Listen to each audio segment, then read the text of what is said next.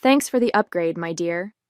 Ethan grinned as he strolled into the living room, tossing his sunglasses onto the coffee table. He stood there obnoxiously confident in his tailored suit and pristine new shoes, his luggage spilling high-end logos.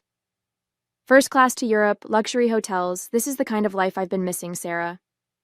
I couldn't help it. I burst out laughing. What's so funny? He snapped, frowning. Oh, Ethan, I said, shaking my head. You have no idea what you've done. My name is Sarah, and I'm 34 years old. I work in cybersecurity, and for the last 7 years, I've been married to a man who turned out to be a walking red flag disguised as charm. Ethan was always the smooth talker, the dreamer, the one who made everything sound like a brilliant plan. Meanwhile, I was the one who made those plans happen, holding down a steady career while he bounced from one half-baked scheme to the next. I ignored the warning signs, the financial secrecy, the constant excuses for his lack of income, because I wanted to believe we were a team. But at 2 a.m. last week, Ethan made a mistake he couldn't charm his way out of. I'd been asleep upstairs when it happened.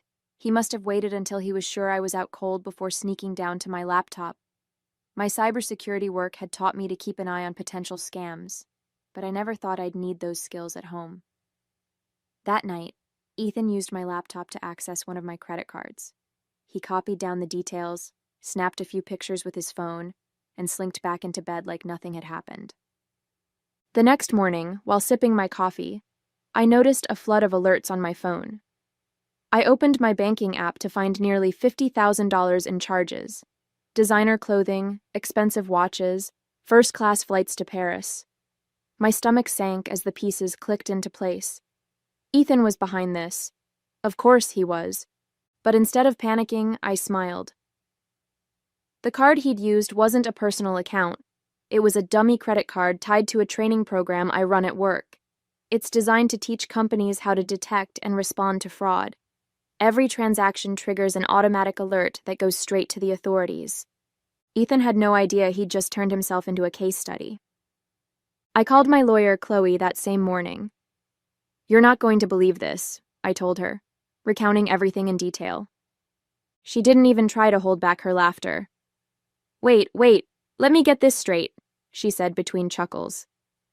He stole a dummy card? The one that's linked to fraud detection? Exactly, I said, my voice calm but edged with satisfaction. I don't think he realized what he was doing. He probably thought he was being clever. Clever? Chloe said. He's a moron. Every charge he makes is going to get flagged. Have the authorities contacted you yet? Not yet, but it's only a matter of time. For the rest of the week, I stayed quiet, waiting to see how far Ethan would take it. He left a note on the counter a couple of days later. Taking some time for myself. Don't wait up. I knew exactly what that meant. He was using my stolen money to live it up abroad. Every night, I watched the fraud alerts roll in. High-end restaurants, 5-star hotels, and extravagant shopping sprees. Each notification felt like a small victory. 3 days into his spree, I got a call from Agent Keller, a federal investigator assigned to the case. We've identified significant fraudulent activity tied to your account, he said. Do you know who might be responsible? Yes, I replied without hesitation. My husband. There was a brief pause. Your husband? I explained the situation, including the fact that the card was part of a cybersecurity program. Agent Keller let out a low whistle. That's a new one, he said. You'll need to provide a formal statement, but based on what we've already flagged, he's in serious trouble. By the time Ethan walked back through the door, his ego inflated from a week of indulgence, I was ready. He sauntered into the living room like nothing had happened, wearing the spoils of his stolen spree. Thanks for the upgrade, he said with a cocky grin. You really outdid yourself this time. I couldn't stop the laughter that bubbled out of me. Ethan frowned, clearly expecting me to be furious. What's so funny? He asked, his voice sharp. Oh, Ethan, I said, shaking my head. You're about to find out. Ethan dropped his designer duffel bag onto the floor with a smug thud. Seriously, though, Sarah, he said, shrugging off his tailored jacket and draping it over the back of the couch. "You should have told me about that card ages ago. Imagine how much fun we could have had." I leaned against the kitchen counter, arms crossed. "And how exactly did you think this was going to end?" He smirked, kicking off his shoes.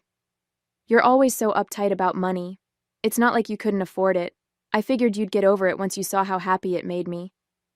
His sheer audacity would have been infuriating if it weren't so pathetic. I bit back a laugh, knowing that every second he spent bragging was another nail in his coffin.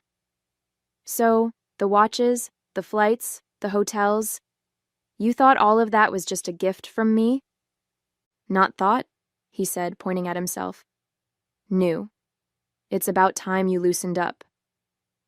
I smiled, a tight-lipped expression that told him nothing. "I'll bet."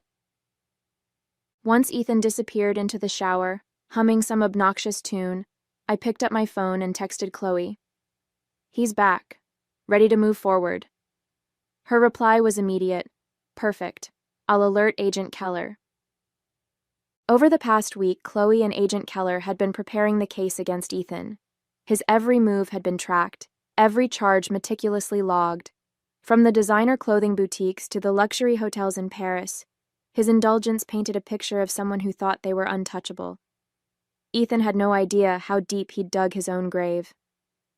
Agent Keller had assured me that the fraud alerts from the dummy account had already triggered a full investigation. "We'll bring him in for questioning once you're ready," he'd said during our last call.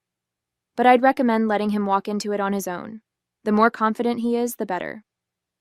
Now, as I listened to Ethan's off-key singing echo from the bathroom, I felt an almost surreal sense of calm. For years, I'd let him take advantage of my trust, my kindness, my stability. But this time, he was about to face the consequences of underestimating me. After Ethan emerged, wrapped in a plush towel and grinning like he didn't have a care in the world, he flopped onto the couch. "You should have seen Paris," he said, reaching into his bag to pull out a shiny gold watch. "The shops, the restaurants, it was like a dream." "Sounds incredible," I said, leaning against the doorway. "Tell me more." He launched into a detailed account of his week-long spree, complete with exaggerated hand gestures and unnecessary details about the champagne quality at some rooftop bar. Every word felt like an indictment, a confession he didn't even realize he was making. He had no idea I was recording the entire conversation on my phone, the file ready to be forwarded to Agent Keller. "And the best part?" Ethan said, holding up the watch to admire it. "Nobody suspected a thing. Not even you." The next morning, Chloe and I met over coffee to finalize the timeline. "He's got no defense," she said, scrolling through the evidence we'd compiled. "The fraud alerts, the charges, his conversation from last night, it's airtight. Agent Keller is ready to bring him in for questioning. They're coordinating with the local police to execute the arrest." I nodded, the weight of everything finally starting to settle in. "What happens after that?" "He'll face multiple charges, including fraud, identity theft, and unauthorized use of a financial account," Chloe explained. "Given the amount of money involved, it won't be a slap on the wrist. Best case scenario for him? He cuts a deal and avoids jail time. Worst case? He's looking at years behind bars." A part of me wanted to feel sorry for him. But then I remembered the smug grin on his face, the way he'd flaunted his stolen goods without a second thought about the damage he'd caused. This wasn't just a mistake. It was a pattern of selfishness and entitlement that I'd been blind to for far too long. Later that evening, as Ethan lounged on the couch scrolling through his phone, I heard the unmistakable sound of a knock at the door. My heart raced, not with fear, but with anticipation. I walked to the door and opened it to reveal Agent Keller and two uniformed officers standing on the porch. "Good evening, Ms. Miller," Keller said, his tone professional but warm. "Is Ethan home?" "He's right inside," I said, stepping aside to let them in. "Feel free to make yourselves comfortable." Ethan looked up from his phone, his brows knitting together in confusion. "What's going on?" he asked, sitting up straighter. Agent Keller approached him with a calm authority that made the room feel smaller. Ethan Miller, you're under investigation for multiple counts of credit card fraud and unauthorized use of financial accounts. We'd like you to come with us for questioning. Ethan's face went pale, his confidence evaporating in an instant. What? No, this has to be a mistake, he stammered, looking to me for support. Sarah, tell them, this is crazy. I crossed my arms, tilting my head slightly. I don't know, Ethan. You've been awfully busy lately. Maybe you should explain it to them. As the officers read him his rights and led him toward the door, Ethan continued to protest. You can't do this. Sarah, this is a setup. You're my wife. Aren't you supposed to stand by me? Funny, I said, leaning against the doorway. I thought husbands weren't supposed to steal from their wives. Guess we're both learning something today. Ethan glared at me, his bravado replaced by desperation. You won't get away with this. I smiled.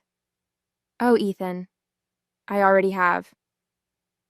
The door shut with a sharp click as the officers escorted Ethan out, leaving the living room eerily silent. I stood there for a moment, staring at the empty space where he'd been standing just minutes ago. My heart was racing, not from fear, but from the sheer weight of the moment. He was gone. Finally, undeniably gone. But this wasn't over. Not yet. About an hour later, Chloe called. He's with Agent Keller now, she said, her voice calm but firm. They've started questioning him. From what Keller told me, Ethan is already trying to spin the story in his favor. Of course he is, I said, rolling my eyes. Let me guess. He's playing the victim? Spot on, Chloe replied with a dry laugh. He's claiming you gave him permission to use the card. But don't worry. Between the fraud alerts, the charges, and your recording, he doesn't stand a chance. The next morning, Agent Keller called with an update. We've got everything we need, he said. Your husband, soon-to-be ex-husband, admitted to using the card, but insists he didn't know it was tied to a fraud detection program. He's trying to blame the mix-up on you. That sounds about right, I said, leaning back in my chair. What happens next? We're moving forward with the charges, Keller explained. He's facing multiple counts of fraud and unauthorized use of a financial account. Given the amount of money involved, he'll be looking at significant consequences. The buyer protection programs flagged his luxury purchases, so those are being reimbursed. You're not liable for a cent. The relief I felt was immediate and overwhelming. For days, I'd carried the weight of Ethan's actions, worried that somehow he'd managed to slip through the cracks. But now, hearing Keller's confidence, I realized the full extent of my victory. Thank you, I said, for everything. Don't thank me, Keller said. This case practically handed itself to us. You handled this brilliantly. The fallout hit Ethan harder than I expected. Word spread quickly among our mutual friends and acquaintances about his arrest, and it wasn't long before his carefully crafted image of the charming, carefree husband began to crumble. Nicole, the woman I suspected he'd been seeing, apparently dropped him the moment she heard about the charges. The designer goods he'd flaunted were confiscated, the flights he'd booked were canceled, and the banks froze his accounts. One evening, I got a call from an unfamiliar number. Against my better judgment, I answered, and sure enough, it was Ethan. Sarah, he began, his voice low and strained. I need to talk to you. I couldn't help but laugh. Ethan, the only thing you need to do is figure out how to explain yourself to the judge. Please, he said, his tone shifting to desperation. I messed up, okay? I didn't mean for it to go this far. I was just what? I interrupted, my voice cold. Just trying to steal $50,000 from me? Just hoping I wouldn't notice? Just banking on me being too blind or too forgiving to stop you? There was a long silence on the other end of the line. Finally, he muttered, I thought you loved me. I let out a sharp breath, my anger boiling over. I did, Ethan. I loved the person I thought you were. But the person who stole from me, who lied to me, who thought he could get away with it, that's not someone I could ever love. Before he could respond, I hung up. A week later, Chloe called to confirm that Ethan had accepted a plea deal. He's avoiding jail time, she explained. But he'll have to pay back every cent he tried to steal and complete community service. Plus, his credit is going to be in shambles for years. That sounds fitting, I said. He always wanted the high life. Now he gets to see how the other half lives. Chloe laughed. You're handling this way better than most people would. It's funny, I said, smiling to myself. For years, I thought Ethan was the one who held things together in our marriage. I thought his charm, his ambition, his big ideas were what kept us moving forward. But now I see it clearly. I was the one holding everything up. He was just dead weight. The day the divorce papers came through, I poured myself a glass of wine and sat on the couch, looking around the apartment that now felt wholly and completely mine. Ethan's absence wasn't a loss. It was a gift, a chance to rebuild my life without the constant shadow of his selfishness. As I sipped my wine, I thought about the moment he'd walked through the door, flaunting his stolen goods and mocking me for the supposed upgrade he'd given himself. He'd been so confident, so sure of his own brilliance, and now he was the one paying the price. For the first time in years, I felt truly free. This wasn't just the end of a marriage. It was the beginning of a life I could finally call my own. The apartment felt eerily quiet in the days after Ethan's arrest. His things were gone, what little he hadn't sold or stuffed into his designer duffel bag, but the space felt lighter, almost like the weight of his betrayal had been physically lifted. For the first time in years, I could sit in my own home without feeling his shadow looming over me. Chloe stopped by one afternoon to drop off some final paperwork. "How are you holding up?" she asked, sitting on the couch with her usual no-nonsense demeanor. "Better than I thought I would," I admitted, handing her a cup of coffee. "It's strange, but I don't even feel angry anymore, just relieved." She smiled knowingly. "That's because you've already won. You didn't just survive this, Sarah. You came out stronger." Yeah. I thought about that as we went through the documents, finalizing the details of Ethan's financial restitution. It wasn't just about the money, though knowing he'd be paying back every cent was satisfying. It was about finally reclaiming my independence. For years, I'd let Ethan dictate the terms of our relationship, thinking it was easier to keep the peace. But now, I realized that peace built on compromise and silence wasn't peace at all. The official letter of divorce arrived a week later, delivered in an unassuming envelope that felt far too small to contain something so monumental. I held it for a moment, letting the weight of it sink in, before tearing it open. My eyes scanned the lines of legal jargon until I found the words that mattered most. Finalized and irrevocable. I sat down at the kitchen table, the letter in my hands, and allowed myself a rare moment of reflection. This wasn't the life I'd imagined when I married Ethan. I'd pictured stability, partnership, and a future built on mutual trust. But now, as I looked around the home I'd rebuilt for myself, I realized I had something better.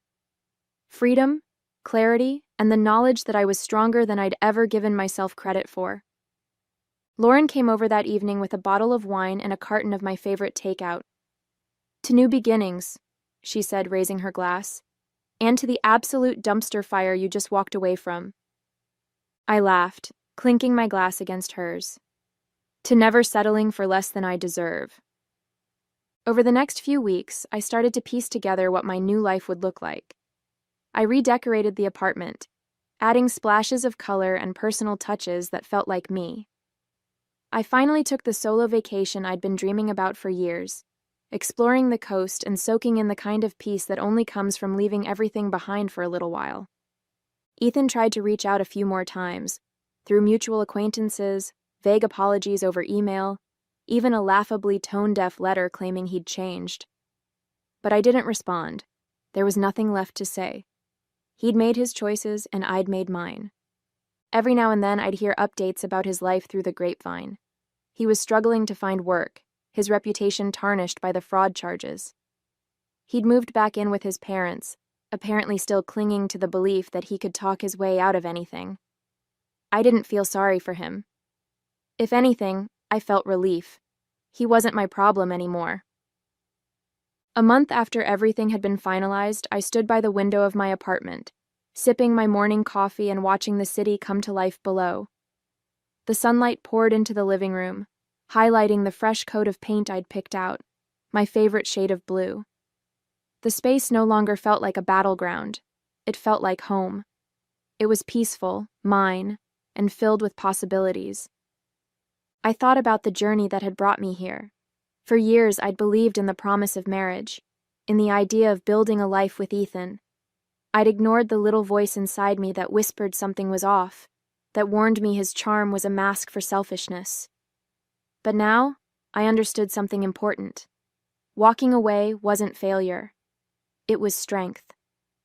Lauren and I met for brunch that weekend, a new ritual we'd started since Ethan's exit. Over mimosas and waffles, she asked, "So, what's next for you?"